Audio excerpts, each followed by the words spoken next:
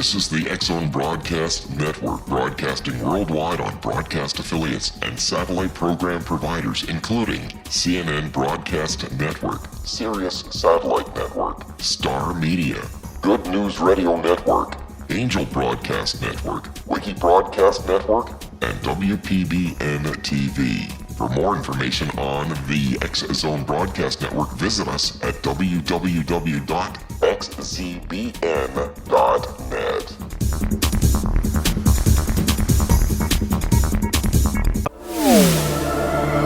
The X-Zone Radio Show with Rob McConnell is largely an opinion talk show. All opinions, comments, or statements of fact expressed by Rob McConnell's guests are strictly their own and are not to be construed as those of the X-Zone Radio Show or endorsed in any manner by Rob McConnell, Relmar McConnell Media Company, the X-Zone Broadcast Network, its affiliated networks, stations, employees, or advertisers.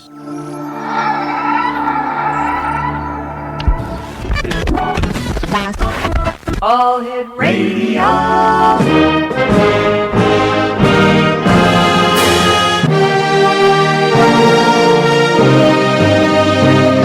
Welcome to the X-Zone, a place where fact is fiction and fiction is reality.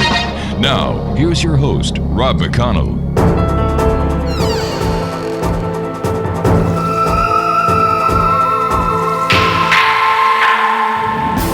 And welcome back, everyone. This is the X-Zone. I am Rob McConnell. We're coming to you from our broadcast center in Hamilton, Ontario, Canada, and on the X-Zone Broadcast Network, Sirius Digital Broadcast Network, and affiliates right around this world, including in Europe, Radio X.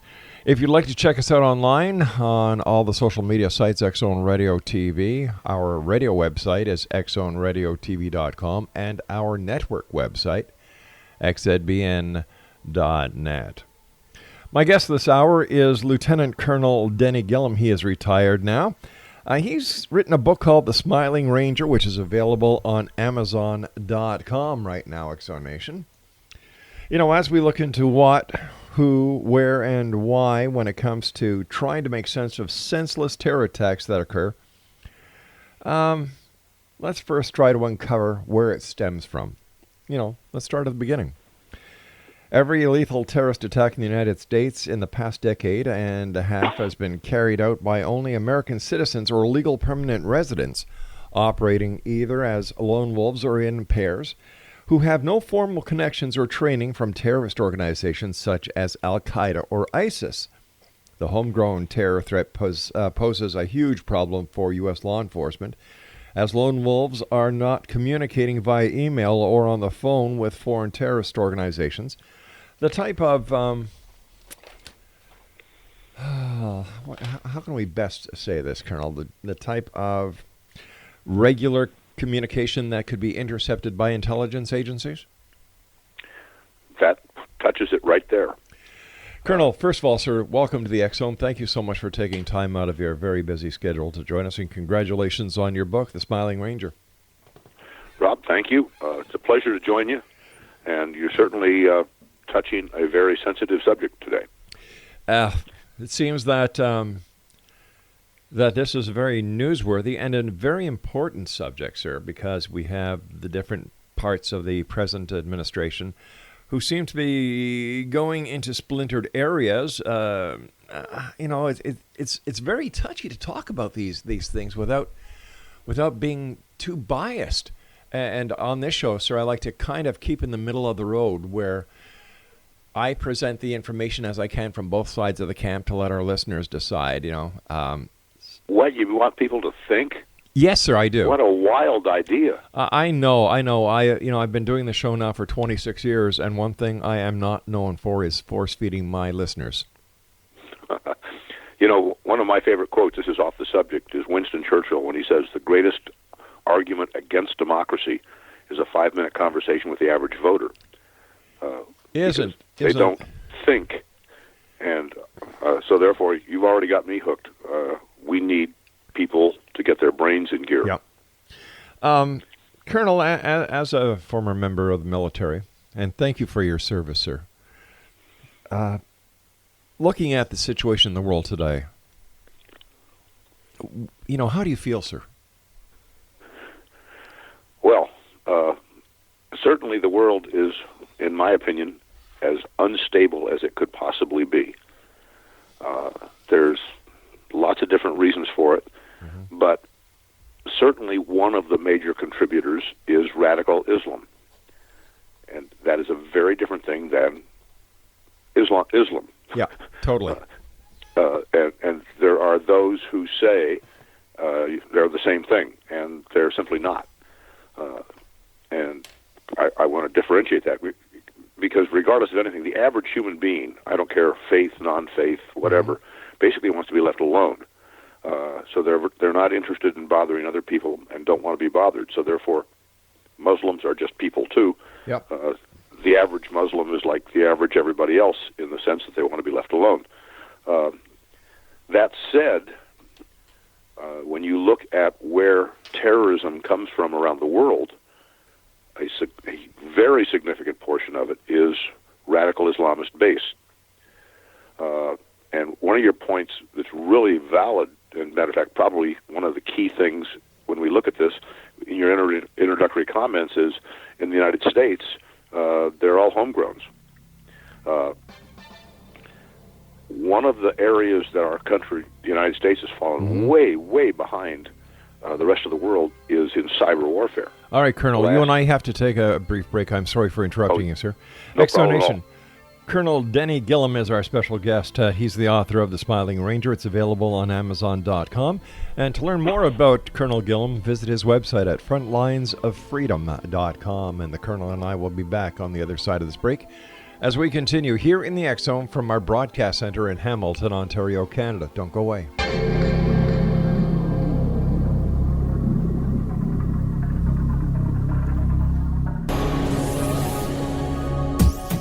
This is the X Zone Broadcast Network, broadcasting worldwide on broadcast affiliates and satellite program providers, including CNN Broadcast Network, Sirius Satellite Network, Star Media, Good News Radio Network, Angel Broadcast Network, Wiki Broadcast Network, and WPBN TV. For more information on the X Zone Broadcast Network, visit us at www.xzbn.net.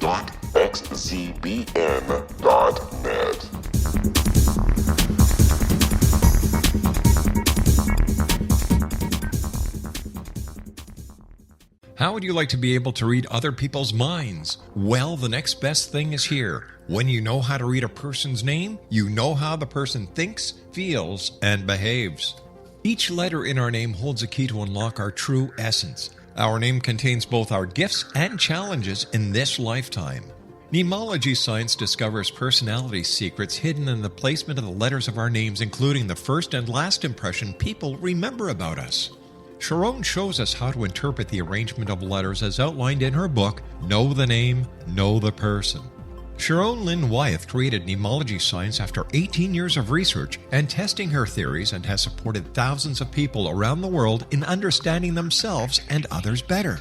You'll enjoy Sharon's unique teachings as she shares her system to learn the gifts behind your given birth name. Even if you don't like your birth name, there are jewels in this book. If you're thinking of changing your name, ready to name your child, or wanting to get along better with others, this is the book for you.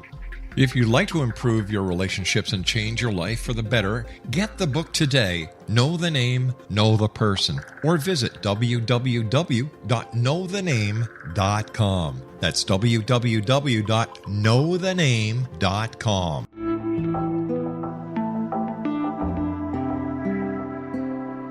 Take a step back in time and discover old Florida cuisine at Marsh Landing Restaurant in Fellsmere, Florida. Enjoy delicacies such as frog legs, gator tail, catfish, and swamp cabbage, or enjoy the more traditional cuisine such as hand-cut Angus steaks, ribs, and seafood. Join us for breakfast with a southern flair featuring sweet potato pancakes, biscuits and gravy, and much more. Planning a party? Marsh Landing's private dining rooms can accommodate groups from 8 to 80 people. While you visit, enjoy the historic pictures, artifacts, and stories that line the walls. Marsh Landing is truly a unique experience. Marsh Landing Restaurant, 44 North Broadway in historic downtown Fellsmere, or visit marshlandingrestaurant.com. Marsh Landing, Old Florida cuisine at its best.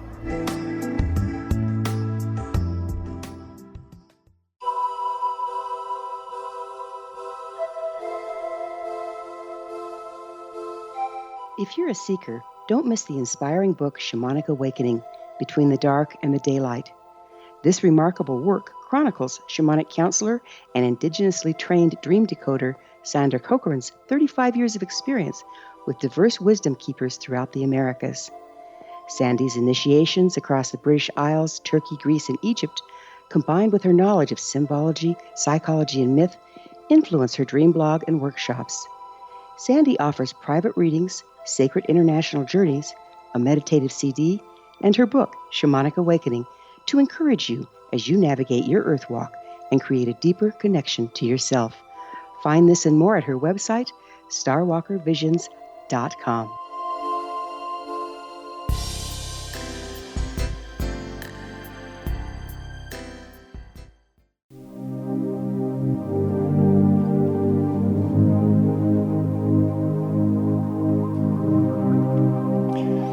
Explanation, Colonel Denny Gillem is our guest, and after graduating from West Point, Colonel Gillem served 22 years in the Army, first as an Airborne Ranger with 2 combat tours, for which he was awarded 2 Purple Hearts and 7 awards for Valor. Colonel Gillem also served as a Midwest War Planner while serving at the US Readiness Control. Once again, the name of his book is The Smiling Ranger. It's available on Amazon. And you can find out more about the Colonel at www.frontlinesoffreedom.com. Colonel, where did all of this start? Where did the current terrorist threats that everyone is anticipating, you know, we look at 9/11, we look at the Boston Marathon bombers. We also had the bombing of the which one was it? One tower or 2 tower? Oh, yes. Yes, New York and Pentagon. Right. So what brought all this on all of a sudden? Like, you know, was this a sleeping giant? Is there something we did that kind of ticked these lone wolves off? Like, when we look at what happened at 9/11, we can't say that was a lone wolf attack. No. Islam has been a very violent experience for Muslims for all its existence, whether it's the Shia-Sunni controversy or whatever. If you look back over the last several hundred years, the most dangerous person it would be a Muslim living in the Mideast, because violence takes place there, and they really don't like people who aren't their brand, whether you're not their brand of Islam or not their brand of, or not Islam.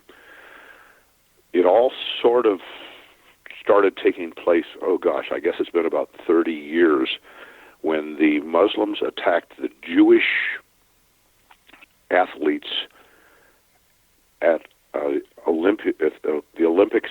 I think it was in Germany. In Munich. That was the first time they'd ever struck outside of the Mideast. And that was sort of the beginning of the radical Islamists deciding to go beyond just the Mideast. It took them a while to put things together. We didn't take them seriously in the sense that we have been forever treating it as a crime, not an act of war. We didn't see, even though they said it frequently, regularly, that the radical Islamists wanted to kill everybody else. The first 2 choices was the big Satan, America, and the little Satan, Israel, but everybody else was included. We didn't take them seriously. It was just whatever. And it slowly grew. And then when when internet and all that sort of stuff came in, they weren't quick on it initially, but in the last 10 years, they've really been on it, because the bulk of the terrorism, as we were talking about in the last segment, in the United States and even North America, has been basically homegrown people. Well, they use cyber warfare, that's what it is, the internet, electronics, to recruit people. They don't care what they do, they just want to equip them. You can go on a website and learn how to build a bomb, you can go on a website and learn all this sort of stuff. Sure. And we haven't done anything to stop them. The last 8 years, America went to sleep as far as cyber warfare goes, at least as far as dealing with this kind of thing. And we're way behind. I think hopefully we'll be catching up. But with that kind of an environment, you don't have to own land. You just have to be able to recruit people who will do your will. And if your will is just kill people, then they don't care who you kill, how you kill, how many you kill. Terrorism is fear. Fear is what holds things down. I have a number of very good friends who are Muslims, and they're as good Americans as I am.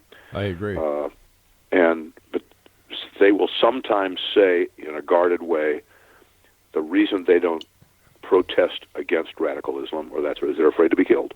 They're afraid to be attacked, have their families to be attacked. How much blame do we put on the social media when it comes to what is happening with homegrown terrorism?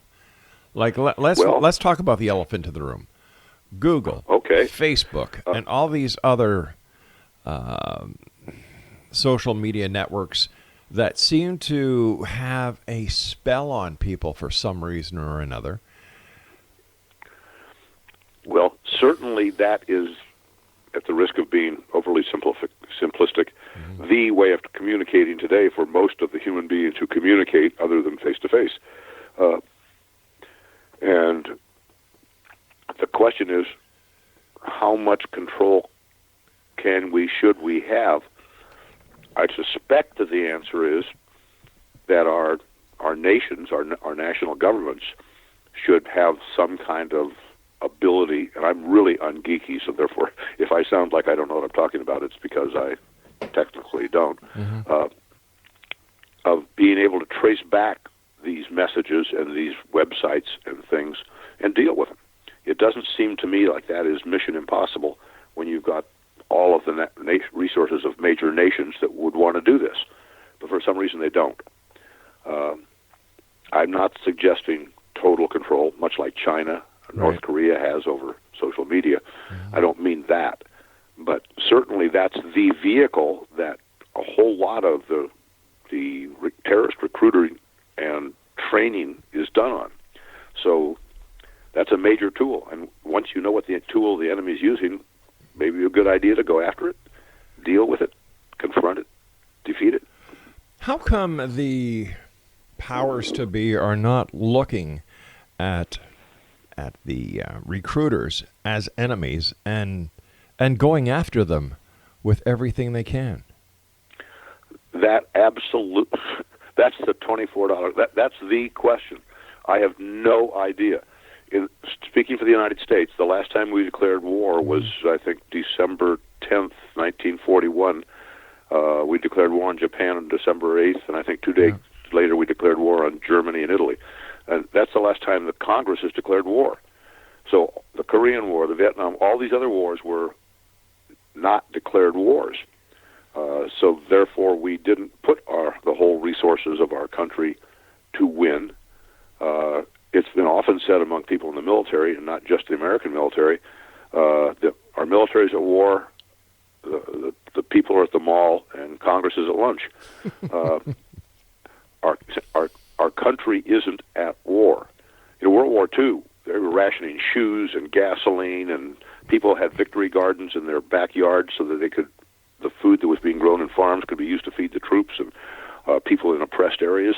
The whole nation went to war. We don't do that anymore. And therefore, the people don't know or care that much. I mean, oh yeah, there's a war going on, but hey, there's a football game this weekend. Yeah. We, the people, don't seem to want to declare war, to name an enemy and go after them. How do you know if you want? How do you go to war if you don't name the enemy? Exactly. Is that because we, and when I say we, I'm talking about Canada as well as the United States, that we have become too politically correct? That's as good a way of putting it as I can think of. We don't want to say something that might be offensive to somebody, but my goodness, all you've got to do is look at the numbers, and you can see that the vast majority, way over 80% of all terrorism that we know about in the civilized world is radical Islamist motivated. what more do you need? Okay, it's a little hard to name the enemy. Japan is easy to name. Radical Islam isn't. So it's tough. So it's hard. You know, when 9/11 happened and the Trade Center went down and all that sort of stuff, President George W. Bush gathered everybody around, and he was standing there at the ruins of the Trade Center, and he said, we're going to go get the people that did it, and wherever these people came from, we're going to go. Nations, if you're harboring any of these people, we're going to come in and get you. He said all the right things, but he didn't do it. Yeah. Lots of those terrorists were in Libya. We never went to Libya. Lots of them were in Syria. We never went to Syria. We knew they were there. We just didn't go after them. Because if we had a declared war, we would. And I've heard it said, and I agree with this. This is not one of my own thoughts. This is sort of a plagiarized thought. Sure. That an endless war is unconscionable. It's horrific. It's morally wrong. If we're going to go to war, we should go to war to win, not just send people out to fight and die. Okay, 10 years, 20 years, whatever, how long, we'll send a few more over. No, if we're going to send our young men and women out to fight, we take all the available resources necessary to win. We know who the enemy is. Yeah. We define what victory is, and we go and fight until we win. And then we stop. You know, World War II is a great example. I agree, sir. But it seems as if nobody wants to get the job done. And when I listen to President Trump and where he is asked the Pentagon to come up with a plan within 30 days, and there's now talk about putting boots on the ground. How does this sit with the military and the American public? Is it time that we crap or get off the pot when it comes to dealing with ISIS? I think so. Yeah. If we're going to put more boots on the ground, then I want 100,000 troops on the ground. We're going to go in with such strength, we are going to take them out, O-U-T, out. Mm-hmm. We're not going to see if, we're working very hard to build the Iraqi army, and that's a wonderful thing to do. But the people who make an army work, not just Army, Navy, Marine Corps, Air Force, are the guys with 8 to 16 years service who have been there, made the mistakes, earned rank. They're the little-level managers that they're the ones that make an army work, and they don't have any of those. You can have all the best-trained recruits with a year-and-a-half service you want to, who make good riflemen. They aren't going to be able to win in a war because they don't have that middle-level management that makes things work. So playing with them forever and ever is a beautiful thing, but it's not going to lead to victory. If we have an enemy, we go take them out. If they're not our enemy, then let's either be at war or not be at war. And I hope President Trump is headed in that direction. I certainly expect Secretary of Defense Mattis is, but again, stay tuned. We'll have to wait and see what happens. But this endless war thing, I think, is immoral. It's taken its toll. It's about time that it just be squashed. Put the candle out. You've got the power. And we elect not to use it. You don't think that we don't know electronically and all the other ways we have where every single major ISIS player is, and we couldn't send missiles, bombers, fighters, tanks, whatever, and have them all gone in a week? I'm sure you could. And I mean, given satellites and all that kind of stuff, again, that's way beyond my technical understanding. Of course we could. Then why don't we? That's my question that I think citizens need to be asking. We need to get off the pot, and we just don't seem to want to do that. And to me, again, that's immoral. Colonel, please stand by, sir. You and I have to take our break. We'll be back in a couple of minutes. X-Zone Nation, my guest this hour is Lieutenant Colonel Denny Gillem. His book is entitled The Smiling Ranger. It's available on Amazon.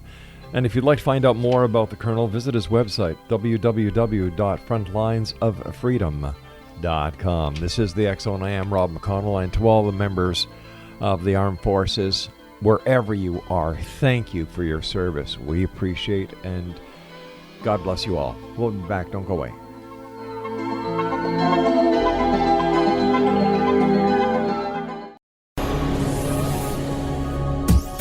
This is the X-Zone Broadcast Network, broadcasting worldwide on broadcast affiliates and satellite program providers, including CNN Broadcast Network, Sirius Satellite Network, Star Media, Good News Radio Network, Angel Broadcast Network, Wiki Broadcast Network, and WPBN TV. For more information on the X-Zone Broadcast Network, visit us at www.xzbn.net.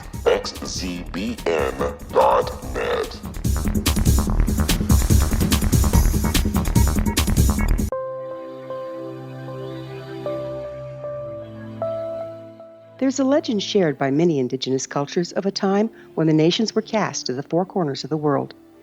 Each nation was given a body of sacred knowledge that held a different portion of the truth to preserve. True reality could not be known until all the nations reunited, combining the information. If a single one was missing, the world could not be reborn and darkness would prevail. The Science of Magic Radio is dedicated to reuniting the sacred knowledge. With the understanding, none of us has all the answers, but together we can open new perceptions and possibilities. Through our combined vision, the world can be reborn into a place where darkness no longer prevails. Join me, Gwilda Wiyaka, and the Science of Magic daily on the X-Zone Broadcast Network, xzbn.net, or visit us at thescienceofmagic.net.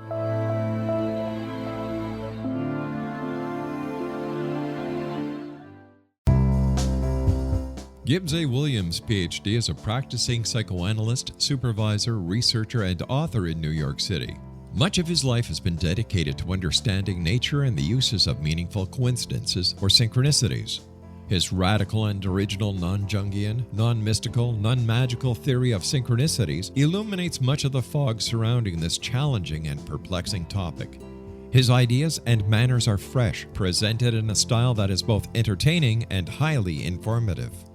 He is also an expert on crisis intervention, specially focused on violence reduction for the police and citizens, mastering anxiety, frustration, and stress without the use of medication, and effectively preventing and treating heroin addiction. Dr. Williams can be contacted at his email address at gwwilliamsny11@aol.com or visit his website at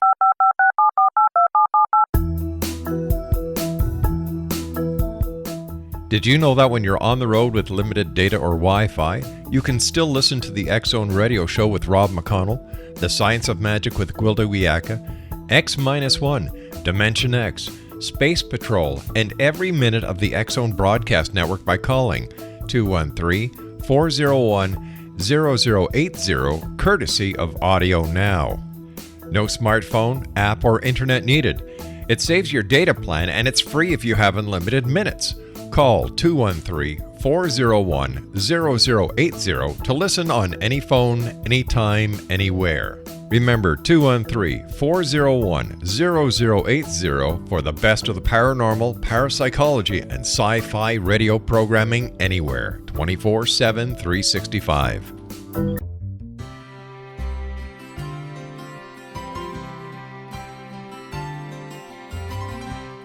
True healing must address 4 levels: physical, emotional, mental, and spiritual, for us to live joyful and productive lives.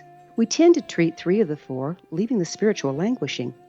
If you're tired of the same dysfunctional patterns cropping up in your life, Soul Balancing is for you. Trixie Phelps, owner and founder of Soul Balancing, is a naturally gifted energy healer trained in numerous esoteric forms, including shamanism. Trixie has created a powerful modality that safely and effectively clears your energetic field.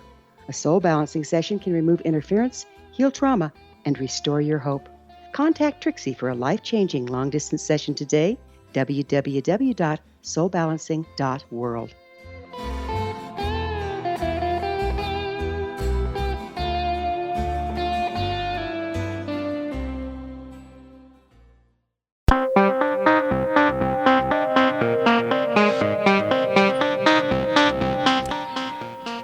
Exonation, our guest this hour is the author of The Smiling Ranger. And I'm talking about our guest this hour, Colonel Denny Gillem. He has retired from the U.S. Army. His website is www.frontlinesoffreedom.com, and he also does a radio show called Frontlines of Freedom.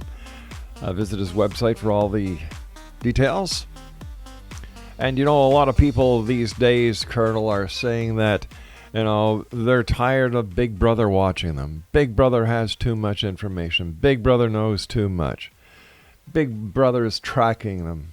And you know what I say, Colonel? If you have nothing to hide, you have nothing to fear. It's when I hear these people yelling that their freedoms are being encroached on, they're the people I get suspicious about. My son is a police officer, and he says exactly the same thing. I'm a former police officer myself. That's why I say those things. It runs in the blood, I guess. It does. I do get concerned about Big Brother watching. Mm-hmm. Having said that,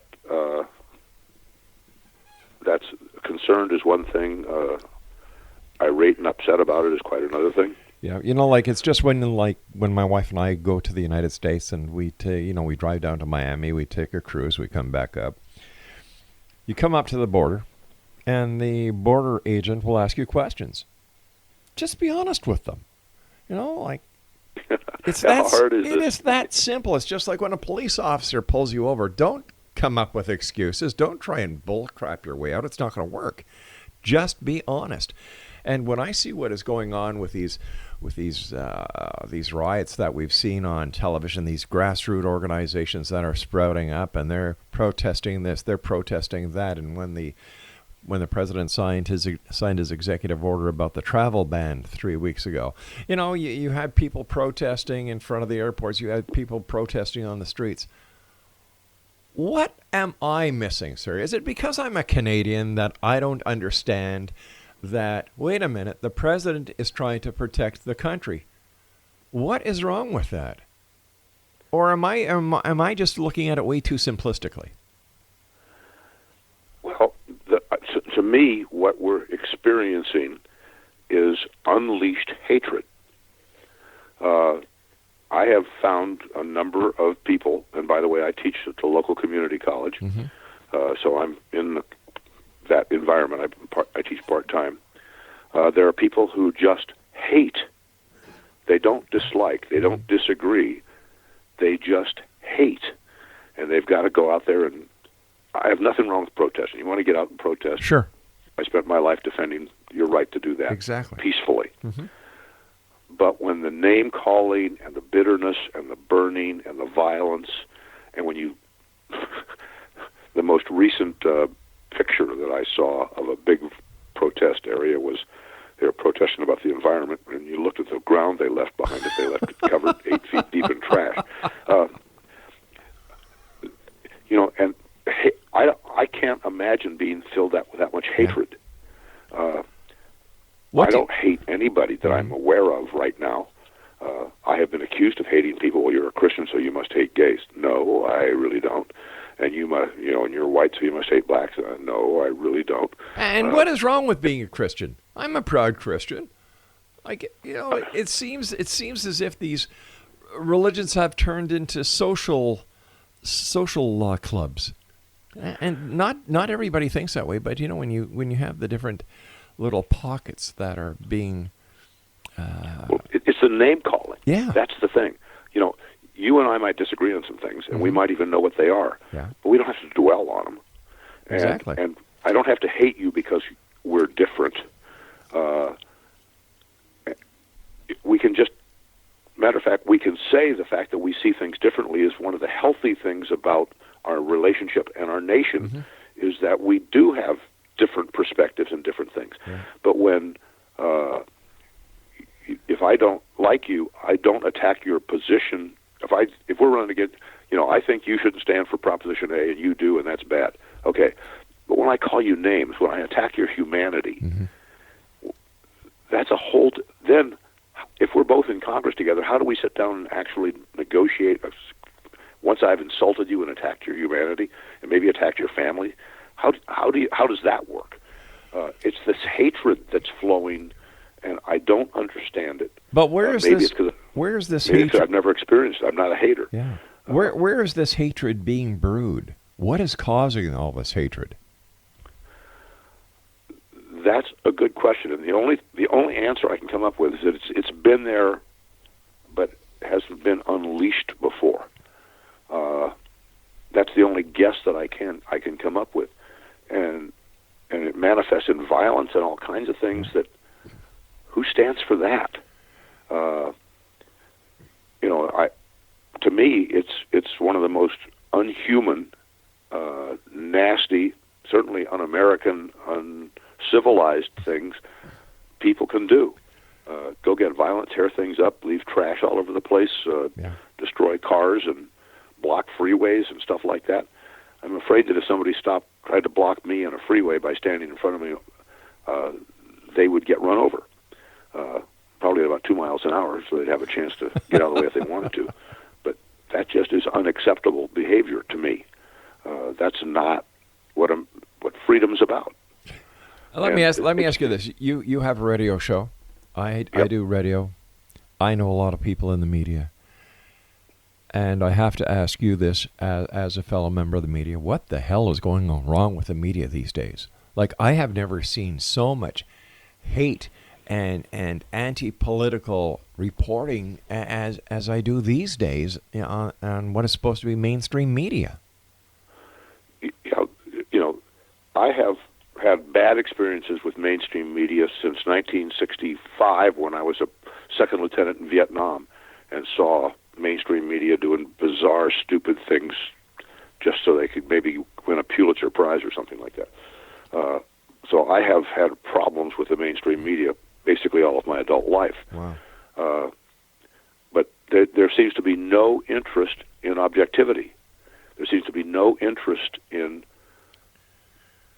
we report the facts, you make the decisions, which was the original idea behind media, wasn't Exactly. it? That was what I thought it was. Yeah.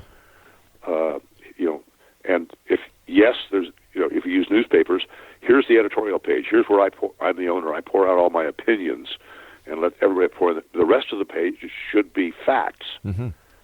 Well, it's not that way anymore. No, You can't find a page that isn't loaded with opinions, mostly unsubstantiated. And certainly TV is like that. I think radio does a little better job, but maybe that's just because I'm biased. But TV, I don't watch TV much anymore. I just get annoyed. I don't need frustration. But it's horrible, and I'm at a loss for words. I can't describe it. It's just horrible. Based on your experience as a member of the military, a lieutenant colonel, looking at the world today, obviously, sir, you've done many things right. You have a son who's in law enforcement. You served your country. You put your life on the line for the people who enjoy, respect, and love their country. And I think that they are the vast majority. But it's the squeaky wheel that gets the oil and that gets the media's attention. I've said many of times, don't cover it. Don't cover these little protests, these little things. They'll die down as long as you point a camera at them. What you're doing is you're adding oil to the fire. Yes. And when I watch CNN, man, I don't know how these guys are still on air. Goodness gracious. I quite agree. It's in MSNBC. I mean, they've been caught making up news so many times, but yet they're still on the air. And yet the president is so right when he calls it fake news. Yes. And so where do you... It bothers me that what I hate is there. This fake news. This I'm selling something. I'm selling an idea. I'm trying to stir people up. I'm not reporting news. I'm making no pretense at reporting news or facts or whatever you want to call it. I'm just here to stir the pot and make people angry in a direction that I want them to be angry. That's so outrageous that I... In 1956, when television first started in Montreal, where I grew up, there were two channels. one English channel, one French channel. Then there was a second French channel and a second English channel. Right now, there are over 356 channels that are available to people via cable. I believe that the biggest problem is that there are way too many channels, and that there is the fight for the almighty advertising dollar that is just going crazy within the media. And they will do anything they can to get those numbers in order to get the advertising dollar. And to me, this is wrong. They're no different than pimps right now when it comes to misleading the public by any way they can in order to get the public's attention. How do you see it, sir? I regret to say that I see it exactly the same way you do. I wish that weren't true. I wish I could tell you that I disagreed with you. But pimping is probably the best word I can think of. They're chasing the buck. They don't seem to have any values, no set of values except chasing the almighty dollar. I'm horrified by it. I'm disgusted by it. I'm not sure how to fix it. So obviously newspapers are slowly dying, and TV news doesn't have any credibility anymore, but people still watch it. I don't know how to fix it, but wow, does it need fixing. It's a horrible, horrible, what it's doing to our society. It's destroying attitudes. The kids are growing up thinking this is a normal way to treat people, to report news, to act. It's scary. A friend of mine is in the media, and he says, "Hey, Rob, if it don't bleed, it don't lead." If it bleeds, it leads. That's how I grew up when I started my media training. We want bad news. You can report a young child who had 100 things going against him, who overcame all kinds of handicaps and won a chess tournament, and you report that, and I report a bloody accident, and my story's going to be on the front page. Yours is going to be on the back page under the mayonnaise advertisement. And it's because we, the people, don't want the good news. We'd rather watch the blood and guts. But is it we, the people, that don't want it, or is it we, the people with the money, that make the decisions want it? Ooh, I think you just may have hit something that makes a lot of sense. Stand by, Colonel. We've got to take our final break. Great having you with us. Congratulations on your show, and we'll have to give you a listen. Exonation, Colonel Denny Gillem is our guest. www.frontlinesoffreedom.com is his website. His book, The Smiling Ranger, is available on Amazon, and the Colonel and I will be back on the other side of this break as we wrap up this hour here in the X-Zone from our broadcast center in Hamilton, Ontario, Canada. Don't go away.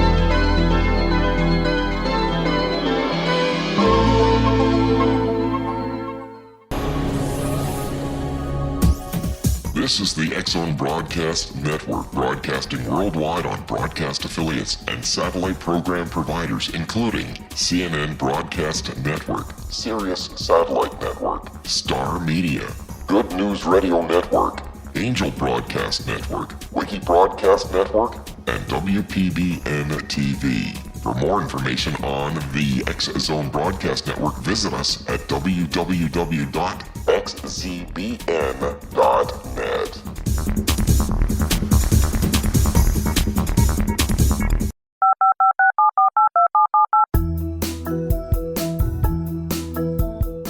Did you know that when you're on the road with limited data or Wi-Fi, you can still listen to the X-Zone Radio Show with Rob McConnell, The Science of Magic with Gwilda Wiyaka, X-1, Dimension X, Space Patrol, and every minute of the X-Zone Broadcast Network by calling 213-401-0080, courtesy of Audio Now.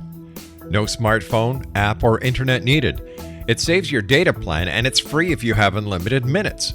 Call 213-401-0080 to listen on any phone, anytime, anywhere. Remember 213-401-0080 for the best of the paranormal, parapsychology, and sci-fi radio programming anywhere, 24/7, 365.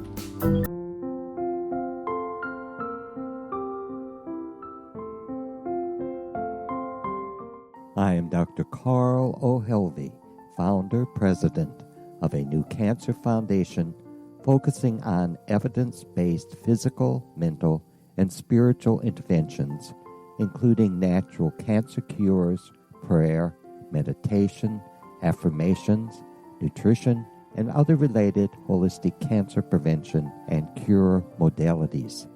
These are used in cancer education, research, and financing care. I ask for your help to continue this important work by donating at www.holisticcancerfoundation.com.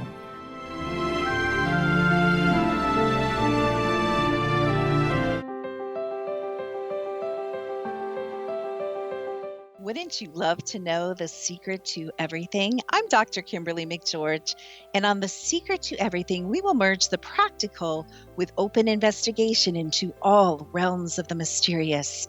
We will talk to cutting-edge alternative health practitioners, those who inspire and motivate you in business and life, and of course, we will share stories of the paranormal, conspiracy, and cryptozoology.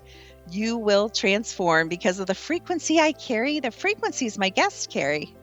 Life may never be the same after you listen to this program, for the secret to everything is for you, the listener, for those who desire more in every area of their lives and believe that it can still be found. Listen and discover thesecrettoeverything.com.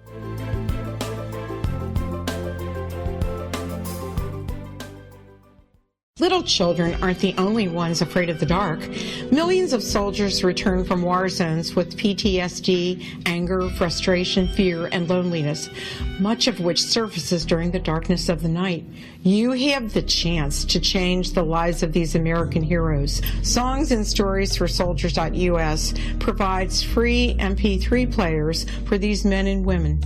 With a list of 3 million songs in 16 different styles, 100,000 audiobooks, and 30,000 old-time radio programs, every veteran can find something to soothe and comfort them at no cost. All our players contain an 8-hour audio program designed to help veterans fall asleep. With 1,500 plus vets now participating, it's our goal to deliver 10,000 audio players this year. Go to our website at songsandstoriesforsoldiers.us. Help us help a veteran make it through the night. You're listening to the X Zone Broadcast Network, www.xzbn.net.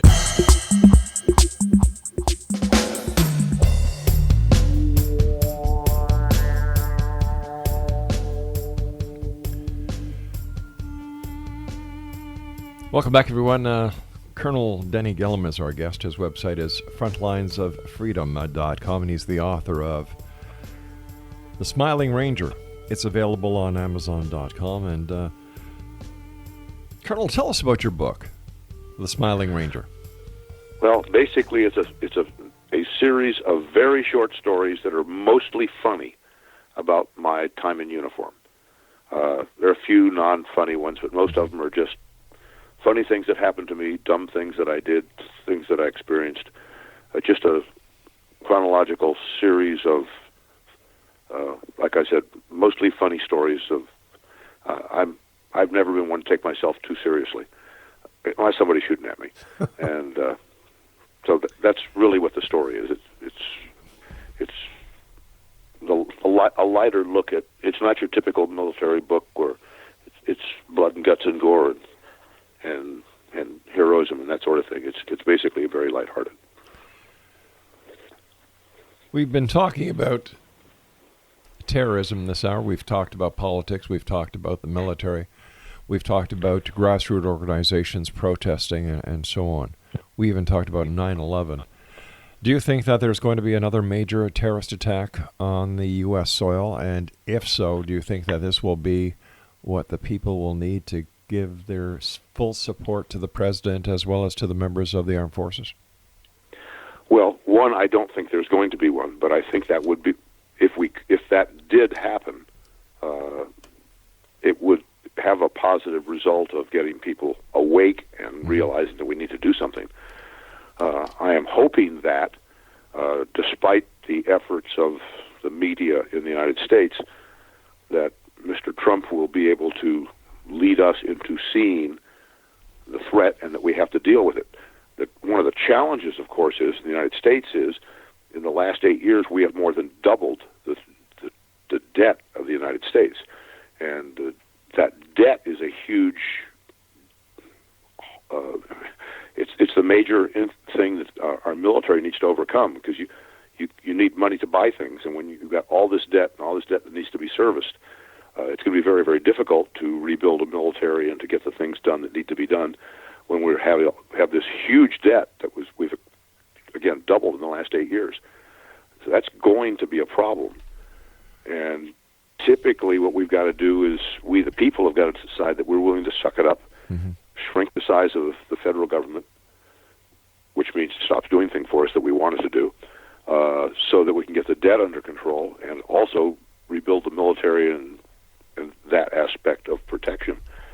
And I expect that most of the attacks in the North American continent are all going to be homegrown. For the most part, there might be some other ones, but I don't think so. I think they're going to be homegrown. A copycat is a big thing in our in our continent, and I think we're going to see a lot of it. So that's what I see the future is going to be: domestic terrorism, mostly local people, trained, encouraged, but not led through social media or other kinds of cyber war. I hope we can get on top of that and push back. If the United States does put boots on the ground in Syria, annihilating ISIS once and for all, there's going to be casualties with the men and women that go over there and protect us and will be taking care of this mess. Right now, we're not able to take care of those who are coming home who need help. Yeah, we're certainly not doing it, whether we're able to or not. But there's going to be another aspect to this, and you mentioned earlier in the show one of the problems is political correctness. Yeah. Well, if we shouldn't send our people over. The only purpose to have a military is to kill people and break things. Mm-hmm. If that's what you want done, send in the military. If that's not what you want done, don't. Well, in the United States for the last 8 years, the biggest percentage of people we've deployed overseas was lawyers. So that you're a rifleman or a machine gunner or a tanker, there's a lawyer standing behind you. Say, why did you make that shot? Why did you shoot that way? Why didn't you shoot this way? That's not how you wage warfare. We need to recognize that people who are probably innocent are going to be killed, but we're going over there because we need to do something to protect our country. And yes, there's going to be people who are killed inappropriately. Unfortunately, that happens in war zones, and it's not our responsibility. Our responsibility is to take out the bad guys without putting our people to excessive risk. And that's going to stir the pot some too. But if we'll do that, we can take them out. I fear that will be an issue. What about working with the Soviet Union against ISIS? Well, that's an interesting thing, because the Soviet Union, Russia, excuse me. I'm sorry, Russia. I was just corrected as well here. Is having serious Islamic problems themselves. Yeah. Russia has a very low birth rate, and therefore they need immigrants. Well, the immigrants coming in are from the Mideast, and they bring all of the challenges that we see in Sweden and Germany and other places in Europe. And Russia is used to taking care of dissidents by just crushing them with a good police force. But these people are much better organized. They're more diverse. There's more of them. They don't need a central organization to mobilize them. And Russia's having a serious problem in dealing with it. They're not notified. This is not well known to the media, or the media's not reporting it. But so they might very well be interested in taking out ISIS. Remember that Russia's biggest interest in Syria is that's their warm water port in the Mediterranean. Yeah. And they want to control Syria by whatever means. But taking out ISIS would be fine, and that might be something they'd be willing to do in some kind of negotiation. I remember when President Obama, years ago, drew the line in the sand in Syria, not once, not twice, but 3 times. And I believe this is what Russia saw as a weakness. Oh, yes. And I think this is one thing that the tide started to turn. And I don't understand why President Obama at that time did not take military action. We could speculate why. I have no idea why. But not only did Russia figure it out, but the people in the Mideast figured it out. Mm-hmm. There are reports from heads of state in the Mideast saying that it is today, a year ago, it was safer to be America's enemy than it was to be America's friend. Because we were all talking no action. Or whatever action there was minuscule and non-conclusive. That whole thing has got to be turned around. I suspect that's in the process, but it's easier said than done.